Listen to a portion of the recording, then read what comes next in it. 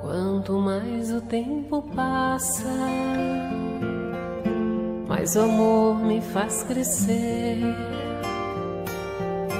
Esse jeito de viver aqui, aprendendo tanto, tanto assim, foi que fez com que eu chegasse perto de você com amor.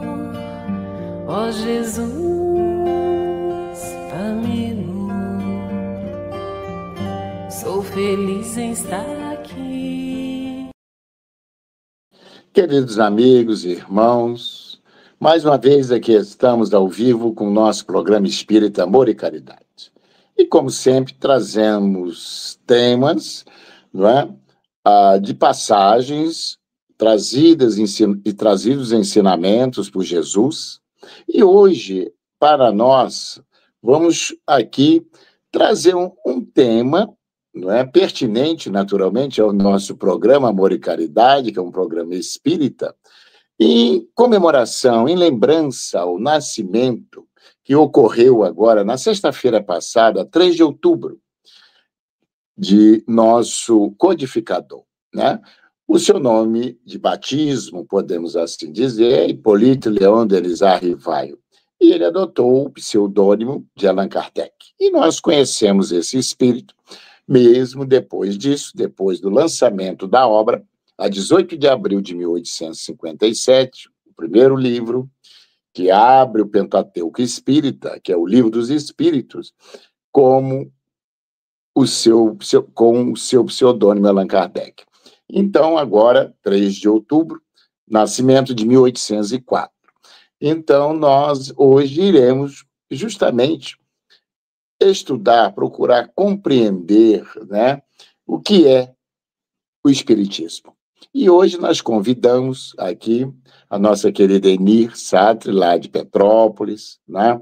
Nossa amiga, esteve agora conosco, antes de ontem, domingo aqui, numa palestra lá presencial na nossa instituição, e para trazer aquilo que nós espíritas estamos bem mais familiarizados. Mas aqueles que acompanham o nosso programa, e muitos que estão acessando agora pela primeira vez, e que não têm esta familiaridade, é a oportunidade de compreender um pouco, né?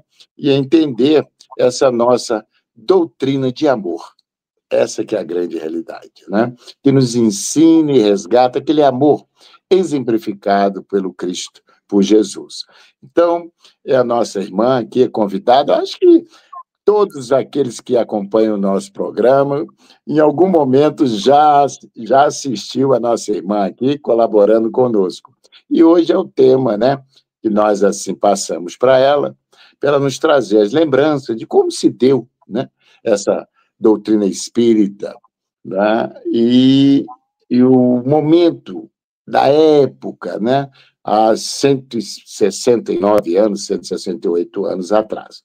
Mas então, agora, para darmos início, nós vamos ler, como sempre, lemos aqui uma página da obra Minuto de Sabedoria, do professor Carlos Torres Pastorino, e a mensagem que nos coube hoje é a de número 106. Você está sofrendo? Supere sua dor com heroísmo, porque só os vencedores conseguirão o prêmio que se encontra à espera deles. Supere sua dor com heroísmo, busque alegria e viva com a sensação otimista daquele que sabe lutar sem desfalecimento. E verifique que sua vida se transformará num hino de ação de graças ao Pai todo bondade. Então, todos aqueles que passam, não há quem não passe aqui na Terra por algum tipo de dor, de sofrimento. Seja físico, emocional, porque esses sofrimentos, essas dores nos trazem ali embutido o ensinamento, o aprendizado, que ainda não assimilamos e temos necessidade, não é isso? Bom, agora também convido a todos os nossos irmãos que estejam agora sintonizados conosco a elevar, né, nossos pensamentos a Jesus, meigo Rabi da Galileia. Como sempre, pedindo a este Espírito, a este sol espiritual. Jesus é a representação máxima do amor de Deus entre nós. Assim, como sempre, pedindo a sua bênção, sua luz, a sua inspiração, para que o estudo que iremos realizar hoje possamos tirar proveito para nós, espíritos viajores que somos. Assim, é sob as bênçãos dele, sob as bênçãos dessa espiritualidade amiga, que damos, assim, por iniciado o nosso programa de hoje. Que assim seja, graças a Deus. Então, né, como já fiz aqui praticamente a introdução do nosso tema de hoje, vamos passar a palavra à nossa companheira. Também, como o nosso programa é ao vivo, nós temos aí o número do WhatsApp que passa na tela, também podendo enviar perguntas pelo chat, e aqueles que quiserem participar, colaborar também, pode colaborar. Chegando, o Walter vai disponibilizar aí para a nossa colaboradora de hoje, que é a Eni. Eni, é com você. Obrigada. Gente, boa noite a todos, uma alegria nós estarmos aqui essa noite novamente reunidos para falar um pouquinho da doutrina dos espíritos. Essa noite, o que é o espiritismo? Antes de eu falar propriamente, né, do Allan Kardec, que já foi falado, já foi citado aí no início, que foi o codificador da doutrina dos espíritos, a gente até estava conversando um pouquinho.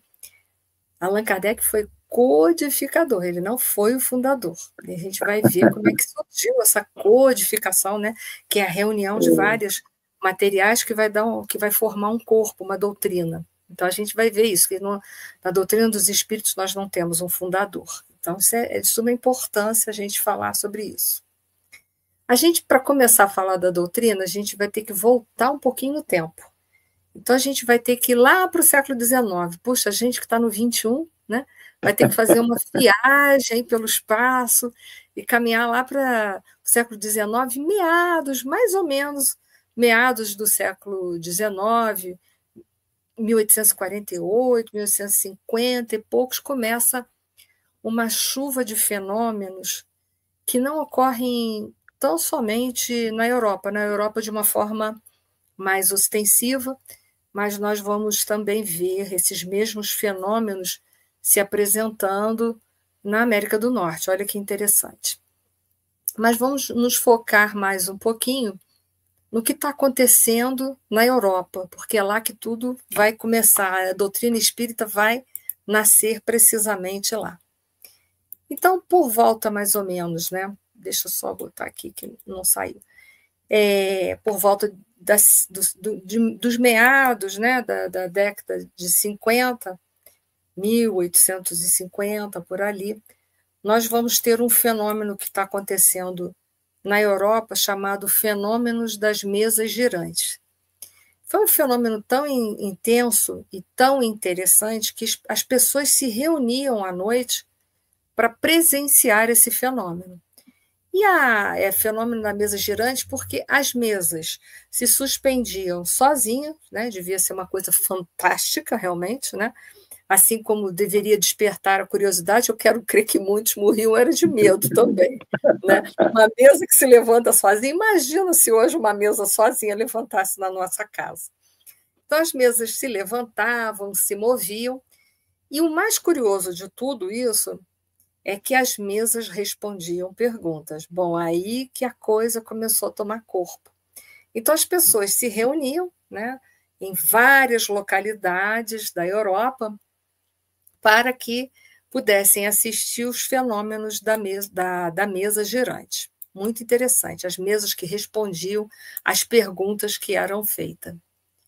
Até que essa chuva de fenômenos foi até denominada mais tarde por os historiadores que catalogaram todos esses fenômenos, eles chamaram isso de uma invasão organizada. Quem deu esse nome foi o Arthur Conan Doyle, conhecido por muitos aqui, né, que foi o escritor do Sherlock Holmes, né?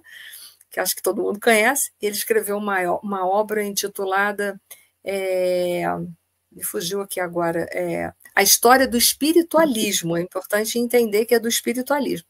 E ali ele vai citar essa chuva de fenômenos que aconteceu no mundo como um todo, e especificamente na Europa. Uma bela noite, né, porque é aí que as coisas vão começar a acontecer, né, porque o acaso não existe.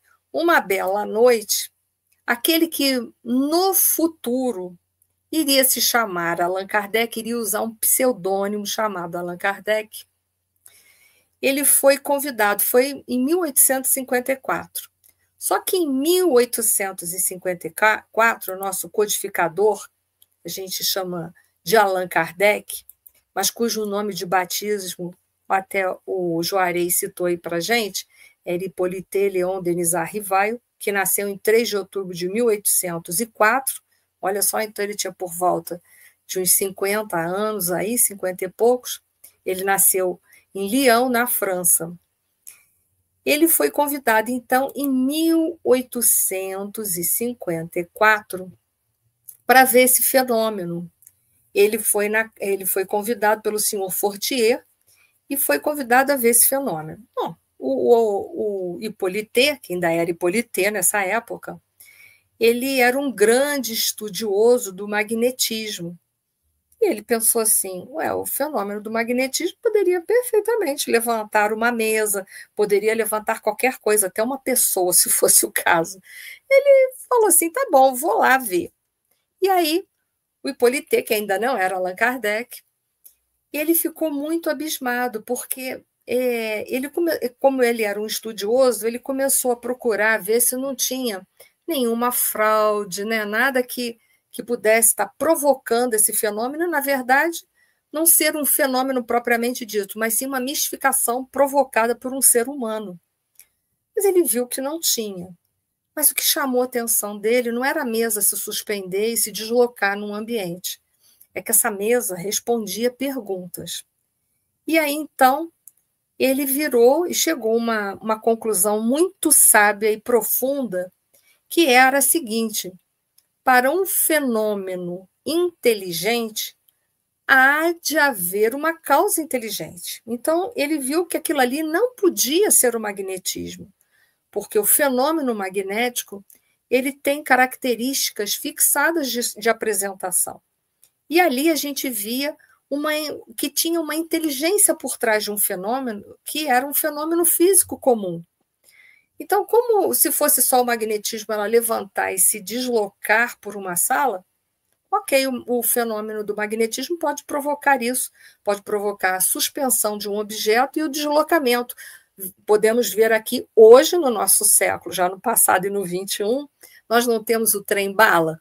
Então, o magnetismo podia provocar, né, o deslocamento para cima, né, na vertical, e também o deslocamento na horizontal, tanto que nós temos o trem-bala. Porém, se eu chegar para o trem-bala e ficar fazendo uma porção de perguntas, o trem-bala não me responde.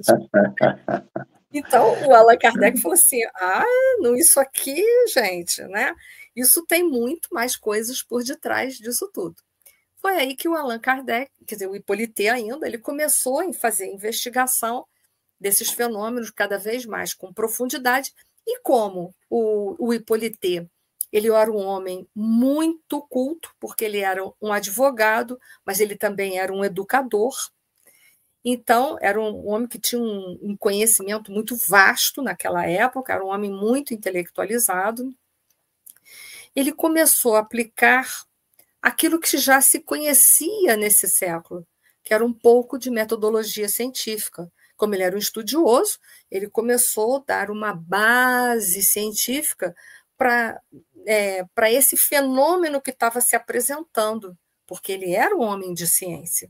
Então, ele observou, seguiu uma metodologia científica, a mesma metodologia científica que é usada hoje para a nossa ciência, método indutivo, dedutivo, e ele foi, né, cercando para ver se o fenômeno não tinha nenhum charlatanismo, não fosse provocado, né, nada que fosse provocado pela malícia humana, né? Então ele foi retirando todas as formas de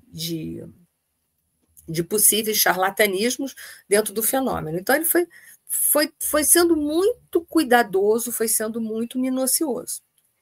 E o interessante desse fenômeno que o Allan Kardec começou a ver, porque ele era um fenômeno inteligente, é que ele descobriu que por detrás daquelas perguntas que se podia fazer para os espíritos, ele verificou que quem dava as respostas eram os espíritos, né, as pessoas que um dia tiveram encarnadas aqui na Terra e que haviam morrido e que agora se apresentavam diante daquele fenômeno respondendo as perguntas. Então, Allan Kardec, ele diante de um fenômeno que parecia muito simples, ele estava diante de uma maravilha, de uma resposta que a humanidade já vinha buscando há muito tempo. Da onde eu vim, quem eu sou e para onde eu vou. Porque ele descobre que nós, verdadeiramente, continuamos a existir pós-morte. Não é que Allan Kardec ele descobre, isso já havia sido escrito em outros livros da humanidade, mas, na verdade, ele prova isso cientificamente, porque ele vai usar a metodologia científica. Então, ele começa a fazer uma pergunta para os espíritos, mas quem é você que está aí respondendo? Um exemplo, né, gente? A gente está falando assim de uma forma bem coloquial. Quem é você? Eu sou fulano de tal. Você é fulano de tal. Como é que era o seu nome todo? Aí dava o nome todo, o dia que a pessoa havia nascido, o dia que a pessoa havia morrido, de que cidade que era aquela pessoa, o que ela tinha feito durante a vida dela, quem eram os familiares dela. E é claro que Allan Kardec, como um bom pesquisador, né? O que a gente iria fazer, a gente que não é pesquisador? A gente ia procurar saber se essa pessoa existiu, né? E se ali naquela sala, por exemplo, tinha alguém que pudesse conhecer essa pessoa e poderia estar forjando essa resposta. Enfim, Allan Kardec tirou todos os escolhos, tudo aquilo que podia representar uma mistificação, um charlatanismo, retirou tudo dali e verificou que verdadeiramente, né, aquele fenômeno ele produziam ele representava a manifestação daquelas almas que um dia estiveram encarnadas entre nós aqui na Terra. Então, Allan Kardec, de primeira mão, ele já vai provar, né, para toda a humanidade, através de todos esses fenômenos, né, através das respostas que são dadas por essas mesas girantes, a sobrevivência. Ele comprova cientificamente a sobrevivência da alma. Olha que interessante, que nós não terminamos com a morte. A morte representa tão somente a desagregação molecular ou física desse corpo físico. Só isso que representa a morte. Porque nós, em essência, somos espíritos imortais, continuamos a viver.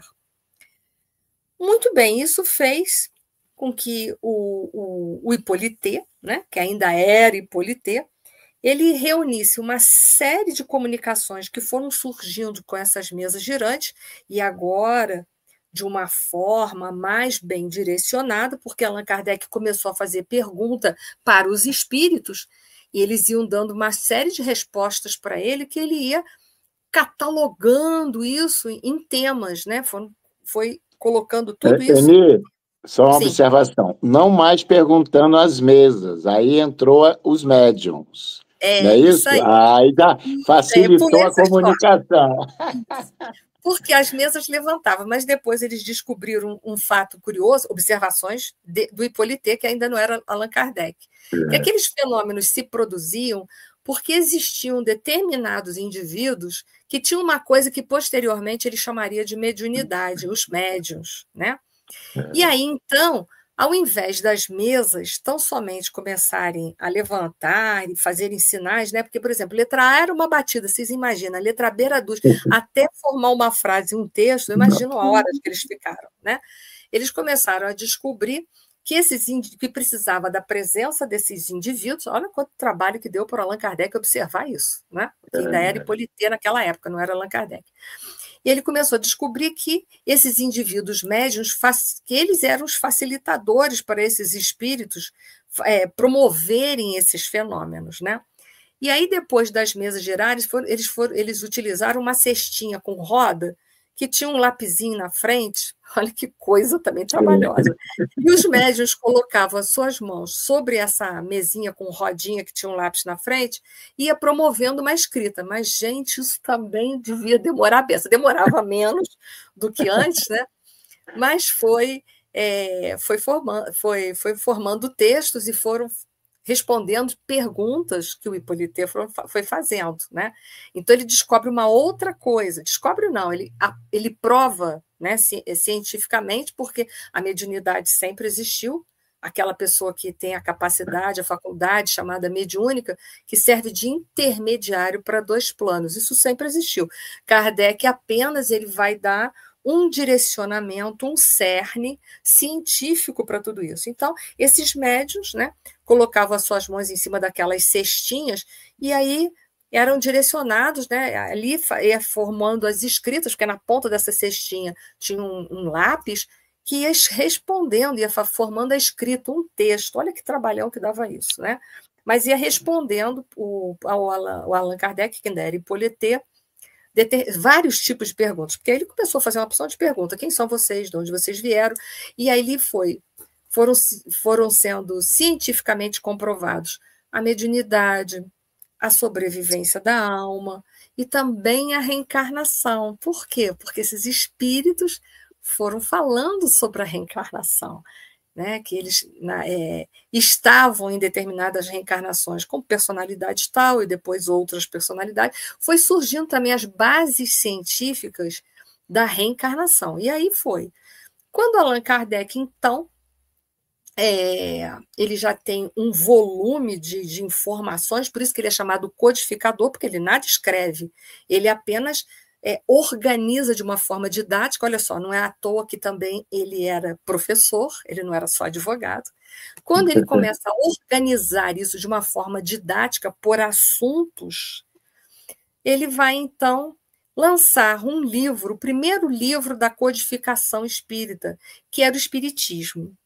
Só que um dado importante sobre isso, quando ele vai lançar o primeiro livro, o Hippolyte, que ele vai lançar o primeiro livro, que é o Livro dos Espíritos, na hora eles perguntam assim, na editora, né? Vai botar o seu nome, Hippolyte Leão Denisard Rivaio? Ele para e fala assim, gente, não pode. Porque ele já havia escrito vários livros como professor, como advogado, porque ele era uma pessoa muito inteligente, ele tinha uma quantidade de obras bem significativas. Ele pensou assim, não posso botar meu nome, porque eu não sou autor dessas obras. Autor dessas obras são os espíritos. E aí ele lembra que numa dessas reuniões, um espírito familiar muito ligado a ele, que era chamado Zéfiro, está nas obras escritas por Zeus e Vantuil, ele lembra que numa outra encarnação, quando ele estava dentro da civilização dos Dúridas, né, do povo dos druidas, ele foi um druida, e lá naquela época, quando ele foi druida, o nome dele era Allan Kardec, né? E aí ele lembra disso, ele fala assim, não bota aí meu nome não, vamos colocar um pseudônimo. Eu daqui para frente, as obras espíritas receberão o meu nome de outras vidas, Allan Kardec. Então, Hippolyte era o nome dele de batismo, né? O nome dele quando ele estava reencarnado na França e faz essa coletânea toda de informações. Mas a partir do momento em que é lançado o Livro dos Espíritos, para que ele pudesse separar o que era de autoria dele e o que não era de autoria de Hippolyte, ele assume esse pseudônimo que lhe foi informado numa das reuniões que, em vidas passadas, ele viveu nas Galhas, atual França, né? Ele era um druida e que se chamava Allan Kardec. Então, ele coloca o pseudônimo de Allan Kardec. Então, em 14 de abril de 1857, nós vamos ter lançado a primeira edição do Livro dos Espíritos. Olha que interessante, a primeira edição, porque depois nós vamos ter a segunda, que é essa mais completa, que é o que hoje circula em todas as livrarias, é o que nós utilizamos para estudar, porque ela sai com 504, né? 501 perguntas. 501 perguntas, né? E depois ela vai ser lançada com 1019. 1019. Então, de 501, nós temos a atual edição hoje com 1019 perguntas. Olha só. Olha quanto trabalho teve esse homem. Porque a gente tem que entender que naquela época não tinha internet, não tinha WhatsApp, não tinha e-mail, não tinha nada disso. Né? Era tudo por cartas, dependia de carteiros. Né? Então, imagina quanto que levava. Chegavam comunicações de vários lugares da Europa. Allan Kardec tinha que ler todas aquelas cartas que eram escritas pelos espíritos e colocá-las, né, ter um senso crítico de avaliação, tinha que fazer uma avaliação para ver se a comunicação era devida ou não era devida, e ali, então, fazer o quê? Separar por assuntos de uma forma didática. Então, venhamos e convenhamos, né? Ele foi trabalho, não foi pouco, não, né? Eu ainda posso me estender mais um pouco, a gente vai para o intervalo, que agora eu estou por fora do tempo. Vamos agora para o intervalo. Nós teremos só um intervalo nesse nosso programa, porque o assunto é vasto. Então, temos muito. Então, vamos lá, o Walter, vamos lá para esse único intervalo. Então, tá bom. Mercado Flor de Teresópolis, Rede Que Barato. Comodidade e preço baixo bem perto de você. Variedade de produtos e marcas. Frios, laticínios e bebidas em geral. Açougue com tudo para aquele churrasco. E ainda padaria e lanchonete. Um andar inteirinho com utensílios domésticos, elétrica, hidráulico e papelaria. Faça saque ou pague suas contas em nosso caixa aqui. Mercado Flor de Teresópolis. Preço baixo e bom atendimento em um só lugar. Restaurante Tempero da Serra Self-Service. Cardápio variado todos os dias. Massas nas quartas, quintas e sábados feijoada e nas sextas peixe. E ainda salada com produtos do dia. E aquela sobremesa. Deguste em espaço amplo e aconchegante. Ou monte a sua quentinha especial para a viagem. Venha e traga sua família. Rua José do Patrocínio, 322, no Perpétuo. Restaurante Tempero da Serra. Mercado Teresópolis, Rede Que Barato, no Perpétuo. Aqui tem qualidade e melhor preço. Perfumaria, material de limpeza, frios, açougue completo, utilidades, laticínios, variedades em bebidas, frutas, legumes e hortaliças selecionados, padaria e lanchonete com pães e bolos diversos. Compre na loja ou pelo Disque Entregas. Venha e comprove. Mercado Teresópolis. A Sociedade Espírita Amor e Caridade é uma instituição cristã, sem fins lucrativos, que tem como missão contribuir para a formação de uma sociedade mais justa, fraterna e humana, através do estudo do Evangelho de Jesus, à luz da doutrina espírita, com estudos e palestras em dias e horários diversos, aulas de evangelização para crianças, jovens e adultos. Venha nos fazer uma visita e conhecer o nosso trabalho.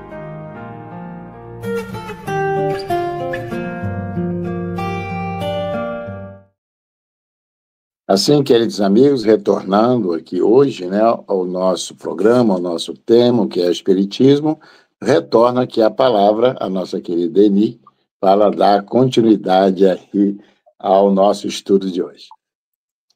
Bom, a gente parou no ponto exato do lançamento do Livro dos Espíritos, não é isso? 14 de abril de 1857. 18 de abril. 18 de abril, desculpa, 18 de abril de 1850. Esse eu falei o quê? 14? 14. É 18 de abril. É 18 de abril. Isso. Muito bem. Lança-se, então, a primeira obra, que é o Livro dos Espíritos, que é a obra basilar da doutrina dos Espíritos. Como eu disse para vocês, inicialmente ela sai com 501 perguntas e depois para 1019 perguntas. Na edição definitiva, que é o que a gente tem hoje, que a gente vende, que a gente estuda, essa obra ela é dividida em 4 partes, que daqui a pouco a gente vai falar sobre ela. Porque cada uma dessas 4 partes vão originar posteriormente uma obra inteira dedicada às partes. Olha só como é complexo, né? Então, primeiro ele lança uma obra, dá uma visão geral, e depois, então, nós vamos ter, para essas 4 partes, que é dividido o Livro dos Espíritos, uma obra inteira para complementar ela. Tamanha a complexidade. Mas vamos aprofundamento, lá. Ele aprofunda. Aí isso, nas obras, não é isso? É um aprofundamento. Ele vai fazer um aprofundamento dessas 4 partes, né? Ele vai aprofundar cada vez mais para a gente poder entender. Claro que não vão ser não existem só essas 4, esses 5 livros, né? Nós vamos ter todas as revistas espíritas, que a gente também se utiliza para os estudos. Nós vamos ter as brochuras, principalmente. Uma das brochuras é o que é o Espiritismo, que é de suma importância, por exemplo, para aquelas pessoas que querem hoje, por exemplo, ter um aprofundamento só do que a gente falou, vocês podem comprar, é um livrinho fininho, intitulado O que é o Espiritismo. Ali vocês vão encontrar a história do Espiritismo, tudinho, certinho, as bases da doutrina dos espíritos. Então, ele também vai lançar as brochuras. Bom, Allan Kardec, o que é o Espiritismo, né? Porque isso é uma coisa importante para a gente ter uma definição. Primeiro, a gente já viu que Allan Kardec é o pseudônimo que foi utilizado por Hippolyte Léon Denis Rivaio, e que nós não temos um fundador na doutrina dos espíritos, mas nós temos um codificador, que foi o homem que recebeu todas aquelas mensagens dos espíritos e colocou elas de uma forma didática, por assuntos, para a gente poder entender o que é isso daí. Ele fala assim, o termo espiritismo foi criado, né, por Allan Kardec pelas razões que ele mesmo explica na introdução do Livro dos Espíritos. Ele fala assim, para se designarem coisas novas, são precisos termos novos. Então, a palavra espiritismo é um neologismo criado por Allan Kardec. Então, veja bem, essa palavra espiritismo é um neologismo criado em 1857, está lá na introdução do Livro dos Espíritos. Então, foi criada pelo codificador da doutrina dos espíritos, né? E ele coloca assim... A palavra foi criada, o espiritismo não. A palavra foi criada para designar, né? Todos aqueles... todo o corpo de ideias, todos os fundamentos da doutrina dos espíritos, tá? Porque ele fala assim, os vocábulos espiritual, espiritualismo e espiritualismo têm acepção bem definida, são outras coisas, né? Então, dar-lhes outra para aplicares a doutrina dos espíritos seria muito complicado. Mas será que a doutrina dos espíritos é espiritualista? Ela é espiritualista, porque ele define bem. O espiritualismo é o oposto do materialismo, mas vai existir diferença entre os espiritualistas e nós espíritas. Nós somos espiritualistas também, porque nós acreditamos que somos mais do que matéria. Nós acreditamos que somos espíritos imortais. Porém, vai existir fundamentos diferentes dos espiritualistas. Por exemplo, a maioria dos espiritualistas, né, não são reencarnacionistas, mas nós, espíritas, nós somos reencarnacionistas.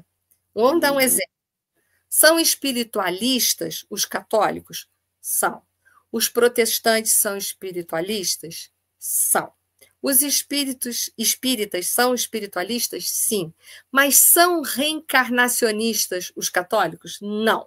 São reencarnacionistas o pessoal dos protestantes? Não. São reencarnacionistas os espíritas? Sim. Então, essa é a diferença básica e principal, né?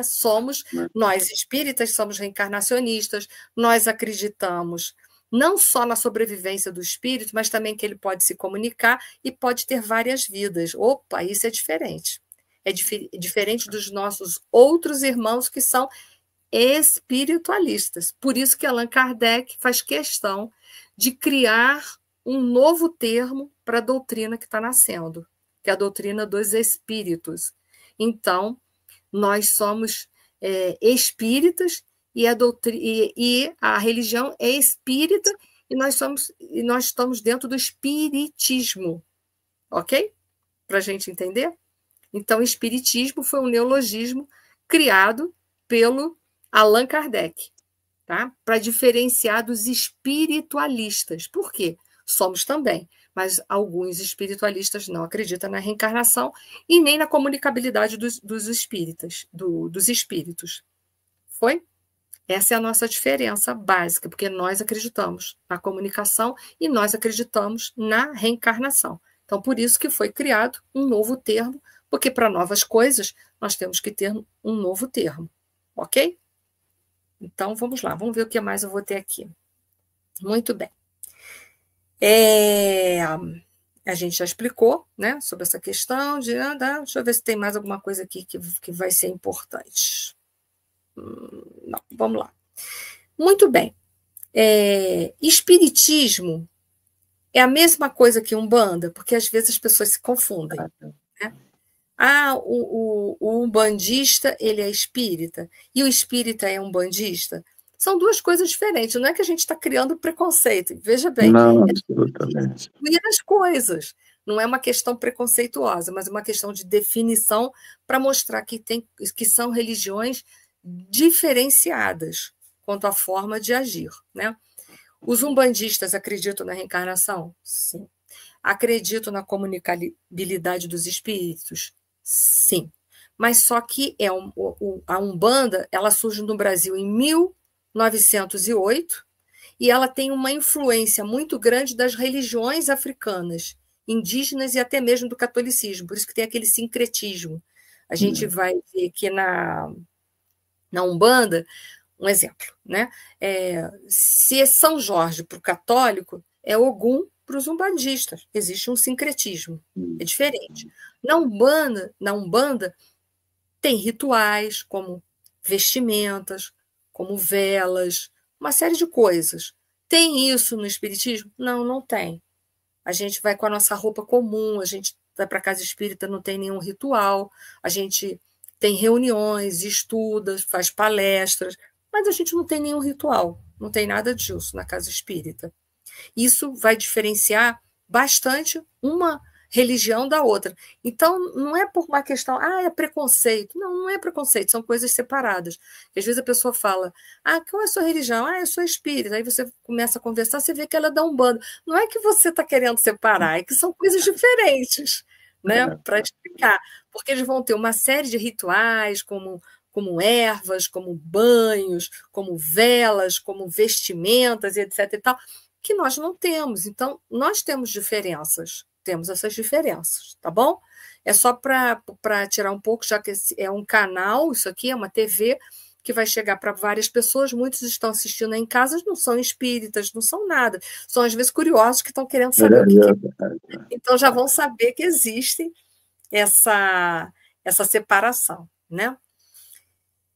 A doutrina dos espíritos tem um objetivo, como toda religião tem um objetivo. O nosso objetivo primordial, né, é nos ajudar a nos espiritualizar, é fazer com que o homem compreenda que ele precisa se autoconhecer e se reformar. Então, é a reforma moral do homem, é o principal objetivo da doutrina dos espíritos. E tem um outro objetivo que a doutrina dos espíritos traz também, é fazer aliança entre a religião e a ciência. Mas ainda estamos em passos lentos, mas um dia vai chegar, tudo isso vai se fazer, né? Aí a gente acredita que no futuro a ciência e a religião vão voltar a estar unidas, mas de uma forma clara, lúcida, não como foi no passado, né? Mas de uma forma bem embasada, aproveitando o que a ciência tem de bom, que é a metodologia, o embasamento, né? Buscando a lógica e não o misticismo, mas também se aliando às questões do espírito, que é de suma importância, porque nós somos espíritos. Então, a gente acredita que no futuro isso vai se dar novamente, em algum momento. Vamos aguardar, porque ainda tem muito chão para a gente andar. Então, o principal objetivo dela é a transformação moral do homem que se dá dentro da doutrina espírita pelo autoconhecimento e a reforma íntima. Então, isso é uma coisa que a gente bate muito dentro do espiritismo. E, para isso, a gente se utiliza principalmente para fazer com que a evolução moral do homem surja, a gente vai se utilizar dos mesmos princípios de outros espiritualistas, como a gente citou, os católicos e os protestantes. A moral do Cristo. Nós também somos cristãos. Então, isso é também importante. Então, somos cristãos. Nós espíritas, os católicos, os protestantes, tudo é cristão. Por quê? Porque a moral do Cristo permeia toda a doutrina dos espíritos. Nós seguimos os ensinamentos de nosso Senhor Jesus Cristo. Então, se estuda muito as passagens de Jesus que vão nos auxiliar de uma forma profunda nesse processo de autoconhecimento e reforma íntima, porque os ensinamentos do Cristo são altamente moralizadores, porque Jesus veio aqui na Terra, em nome de Deus, trazer as leis de Deus para todos nós. É assim que nós compreendemos. Então, obrigado, Virgínia. Então, nós estamos aqui utilizando-se da moral do Cristo para nos moralizar. Estamos na luta, como muitos outros, como os católicos, como os protestantes, estamos na mesma luta. Então, nos utilizamos da moral do Cristo. Muito bem. Antes de eu falar das obras, né, que eu estou devendo isso para vocês, é uma conversa que eu tenho até o finalzinho aqui, eu tenho que falar das obras básicas e falar dos links, né, que são feitas. Eu não posso deixar de falar de uma coisa que eu julgo de suma importância. São as bases da doutrina dos espíritos, que eu vou fazer um resumão, porque para a gente conhecer as bases da doutrina espírita com profundidade, eu aconselho a vocês que quiserem adquirir o livro dos espíritos, vão ler a introdução, item 6, que vai falar sobre as bases da doutrina espírita. Mas a gente aqui vai fazer um resumão dessas bases, porque isso aqui não é uma aula, isso aqui é uma apresentação para depois os curiosos comprarem os livros e fazerem as leituras, né? Então, isso aqui é só um aperitivo, né? É uma entrada para depois a gente se banquetear com o resto. Uma dos nossos fundamentos é a crença em Deus. Então, os católicos acreditam em Deus, os protestantes também, nós também acreditamos em Deus, né?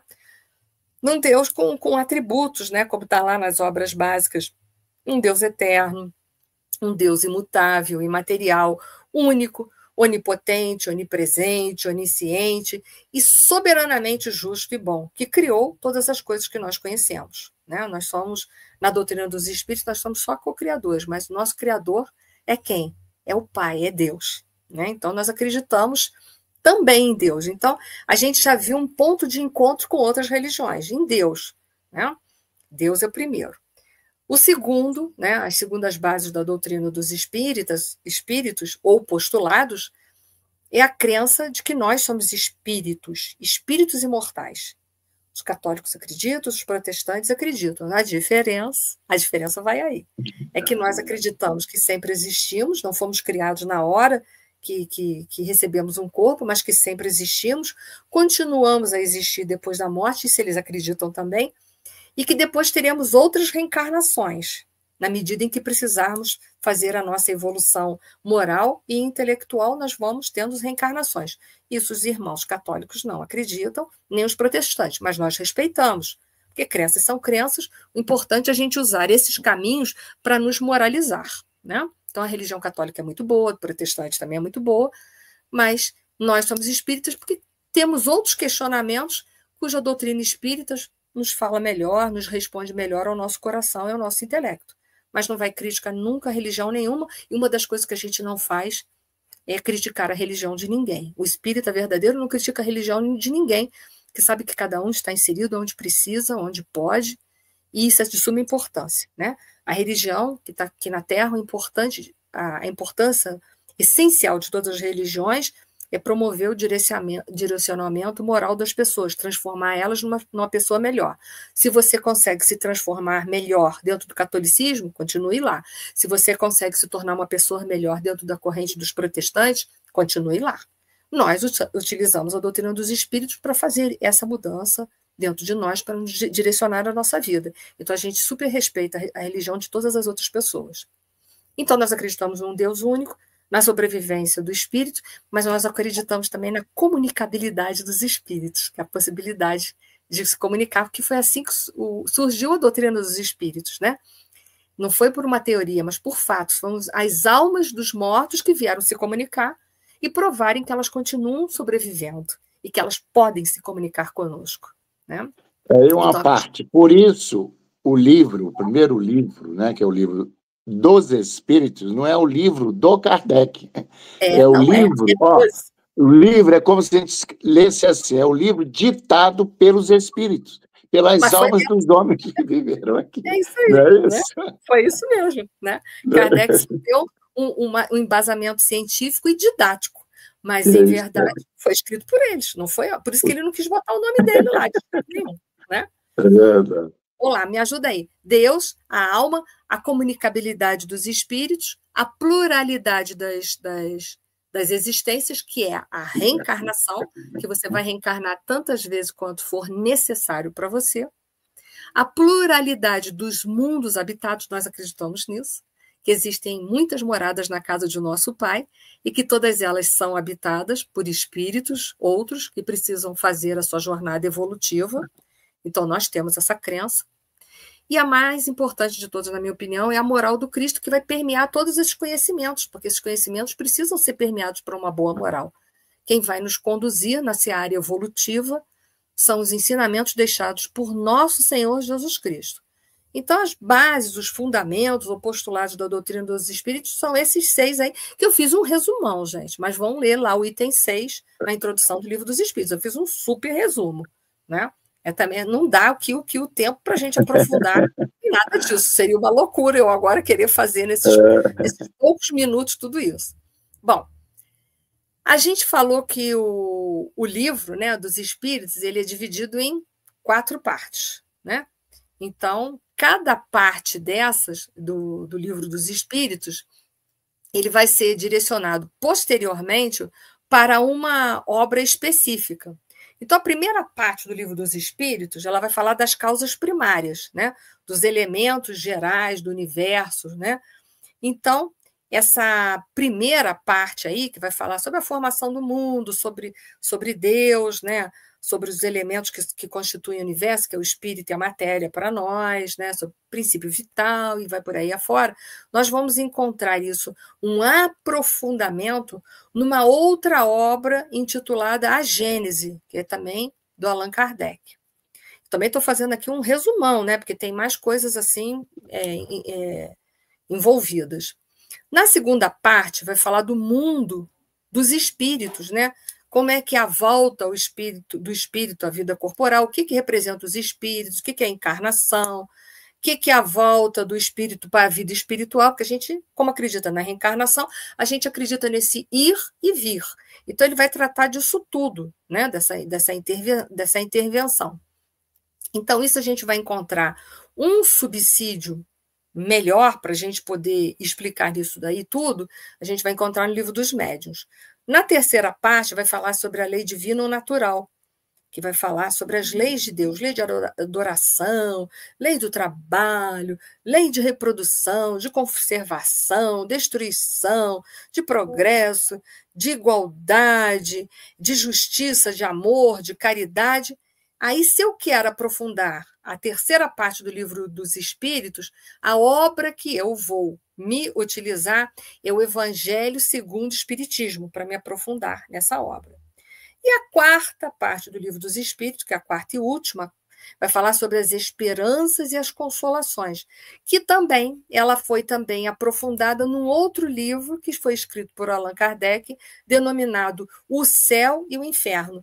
Essa obra é bastante interessante para os curiosos, porque ali a gente vai ter comunicação dos espíritos. Então, se o espírito era um espírito bom, mais evoluído, um espírito feliz, a gente vai ter comunicações.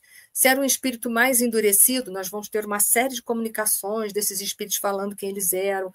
Vamos ter comunicações também dos irmãos que cometeram suicídio, como é que foi, que eles continuam vivos. Olha que interessante. O arrependimento por eles terem cometido suicídio, mas que eles vão ser agraciados com uma outra oportunidade. Nós vamos ter essas comunicações também.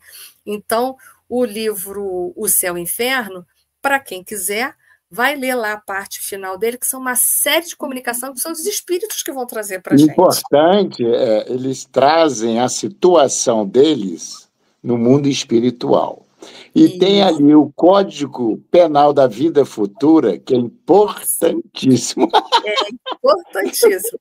Mostrando a misericórdia do Pai, né, Juarez? É verdade, é verdade. Para todos, ali vai mostrar que tem oportunidade. Basta a gente entrar em 3 processos pedagógicos de mudança que esse livro Céu e Inferno mostra para a gente, que é o arrependimento das nossas faltas, que quem aqui não comete faltas, né? Nós não somos espíritos perfeitos, né? Então, vai mostrar a importância do arrependimento, o que significa o arrependimento, vai falar por uma segunda etapa, que é a expiação, que a gente precisa voltar à Terra para corrigir, né? O que a gente errou aqui, a gente volta aqui para corrigir, né? Se, por exemplo, eu cometi um erro, um exemplo, né? Lá na França, um exemplo, eu tenho que ir na França para fazer a correção, vocês não concordam? Então, assim, vai mostrar a importância da expiação, que ela pode se dar através da reencarnação, que a gente pode se quitar dos nossos erros. Olha aí a misericórdia de Deus, nos abençoando de novo, nos dando uma nova chance para a gente se soerguer. E, finalmente, a reparação. Essa obra é maravilhosa, porque é importante a gente fazer uma reflexão, só uma parte. Jesus colocou para nós, nos seus ensinamentos, está aí no evangelho dele, o seguinte: os requisitos para a gente conquistar aquele reino que ele prometeu. Requisitos de quê? De pureza de coração. Será que a gente consegue, numa existência só, nos transformarmos em anjos, praticamente? Né? Não tem como. Né? Esse livro, O Céu e o Inferno, ele traz essa reflexão. É isso aí. Para os curiosos aí, que estão aí nos ouvindo, se vocês querem, vão recorrer. É um livro bastante interessante, vai falar sobre por que nós não acreditamos em inferno, nas penas eternas, né? É verdade. No céu. Muito a gente bom, tem uma outra crença. É um livro que vai abrir isso, né? De reencarnação, esse programa aqui, só eu já falei acho que umas 3 vezes sobre reencarnação. Deve ter um monte de coisa, provas da reencarnação. Está tudo salvo no YouTube aí, ó. Os curiosos é só entrar aí. Vai entrando, entra lá no canal do SEAC, que vocês vão ver esse programa. SEAC TV, pronta lá, SEAC TV. TV. SEAC TV, só botar SEAC TV. Isso aí. E aí, o SEAC Terê, vocês vão ver aí, eles estão botando aí também o site, né, na tela para a gente, o link, né? E aí vocês vão ver que ali a gente fala porquê da reencarnação, justiça da reencarnação, provas da reencarnação. Me lembro que eu já falei tudo isso aí no programa. Deve ter muitos amigos também que já falaram aí, né?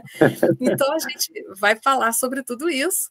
E a gente até citou, numa época, falando sobre as provas da reencarnação, sobre essas comunicações mesmo que tem no livro Céu e Inferno. Eu não sei se eu cheguei a citar, que eu não vou lembrar tanto assim, mas provavelmente eu devo ter citado alguma coisa do livro Céu e Inferno, pelo menos falei do que tem lá, né?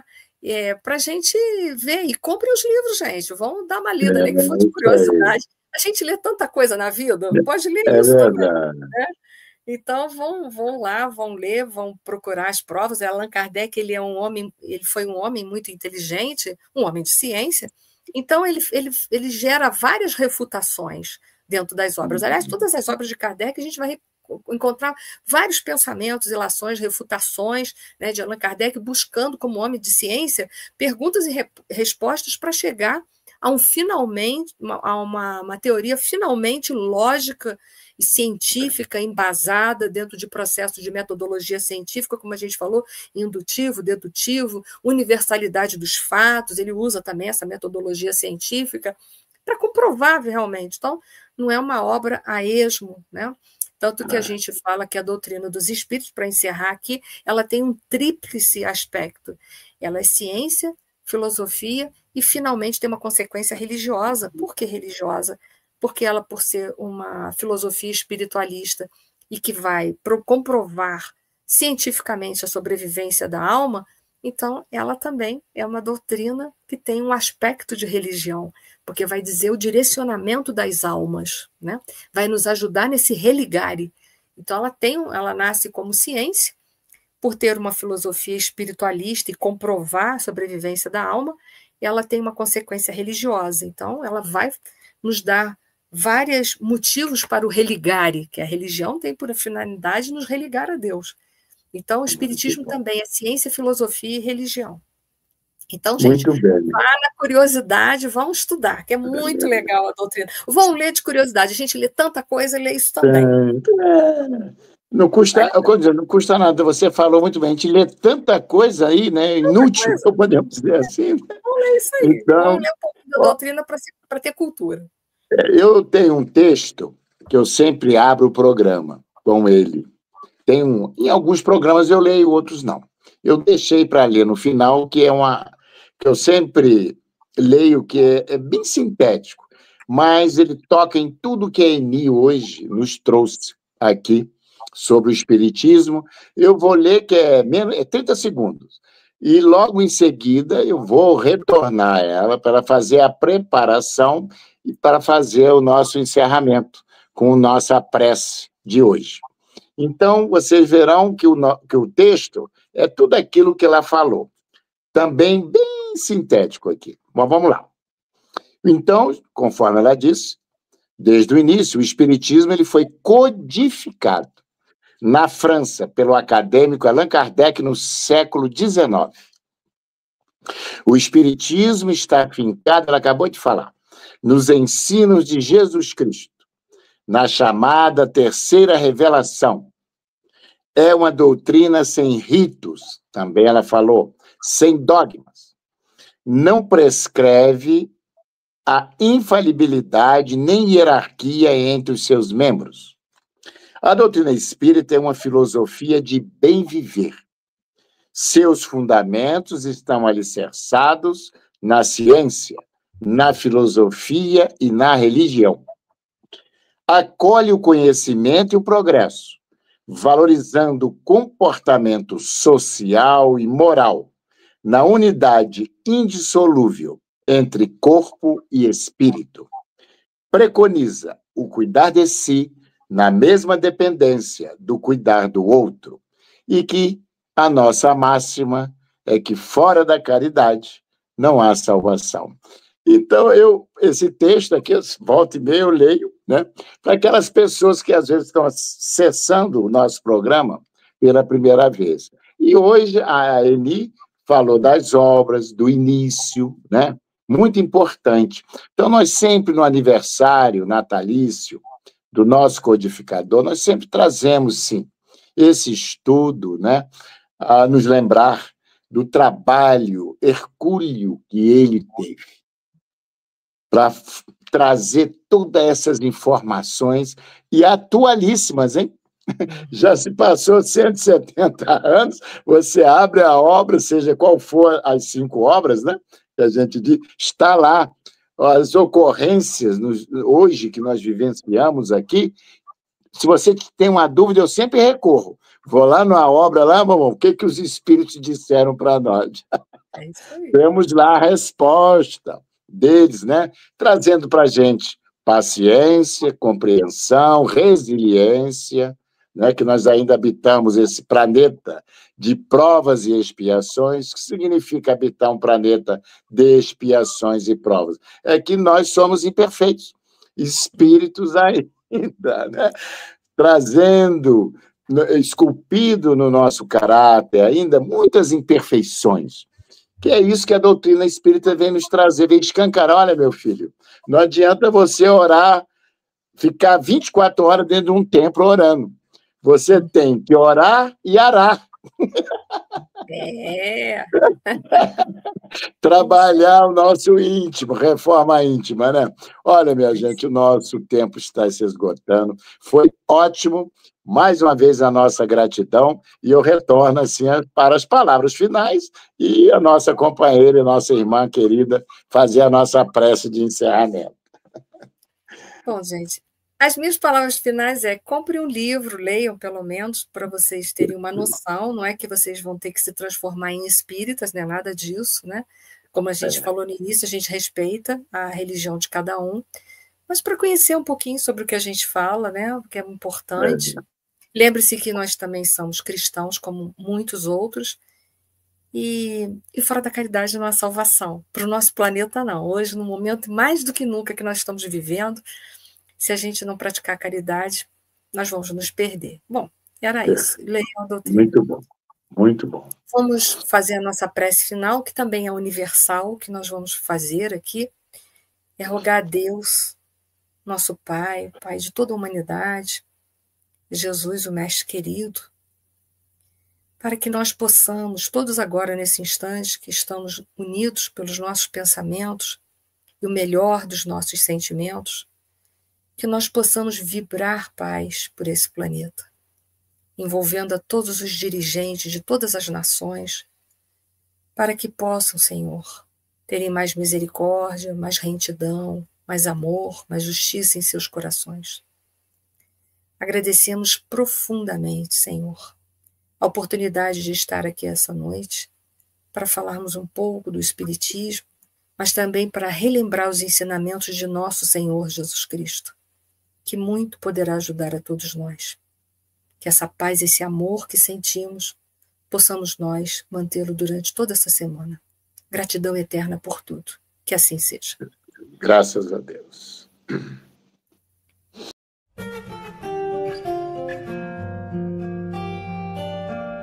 Quanto mais o tempo passa, mais o amor me faz crescer. Esse jeito de viver aqui, aprendendo tanto, tanto assim, foi que fez com que eu chegasse perto de você. Um amor, ó Jesus.